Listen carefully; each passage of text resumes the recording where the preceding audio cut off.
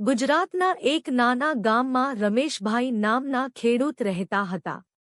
ગામ નાનું હતું, પણ લોકોના દિલ ખૂબ મોટા હતા.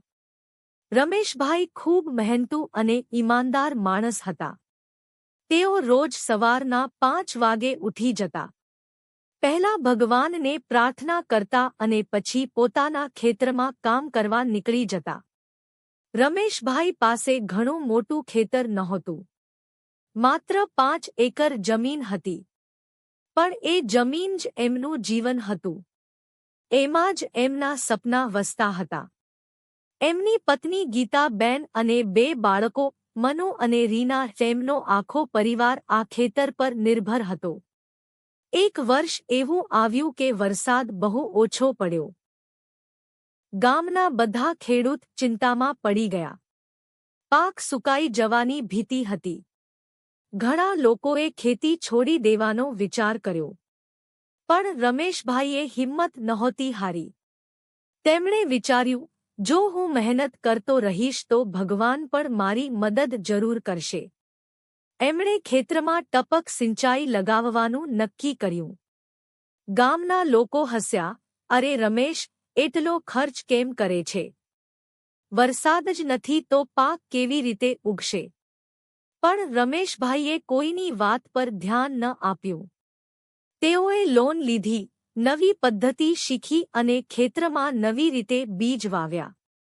દિવસરાત મહેનત કરતા રહ્યા. સૂર્ય તપતો હતો, પણ રમેશભાઈના દિલમાં આશાનો સૂર્ય વધારે તેજસ્વી હતો. ગીતાબેન પણ એમને હિંમત આપતી, તમારી મહેનત ક્યારેય વ્યર્થ નહીં જાય. ધીમે ધીમે ખેતરમાં નાનકડા લીલા છોડ દેખાવા લાગ્યા. ગામના લોકો આશ્ચર્યચકિત થઈ ગયા. જ્યાં બધાનું પાક સુકાઈ રહ્યું હતું, ત્યાં રમેશભાઈના ખેતરમાં હરિયાળી છવાઈ ગઈ. સમય પસાર થયો. પાક તૈયાર થયો.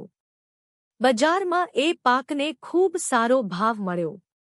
રમેશભાઈએ લોન પણ ચૂકવી દીધી અને બાળકોને સારા શાળામાં દાખલ કર્યા.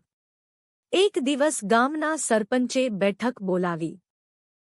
બધા લોકો સામે રમેશભાઈને સન્માનિત કરવામાં આવ્યા. સરપંચે કહ્યું, આપણા ગામનો ગૌરવ છે રમેશભાઈ. એમણે બતાવ્યું કે મહેનત અને નવી ટેકનિકથી ખેતીમાં સફળતા મળી શકે છે. રમેશભાઈએ વિનમ્રતાથી કહ્યું, મિત્રો, ખેતી માત્ર જમીન નથી, એ આપણું જીવન છે. જો આપણે નવી રીતો અપનાવીએ અને મહેનત કરીએ તો કોઈ પણ મુશ્કેલી મોટી નથી. આ પછી ગામના ઘણા ખેડૂતો નવી ટેકનિક શીખવા લાગ્યા. આખું ગામ પ્રગતિના માર્ગે આગળ વધ્યું. રમેશભાઈની કહાની આપણને શીખવે છે કે મુશ્કેલી આવે ત્યારે હિંમત ન હારવી. મહેનત અને સમજ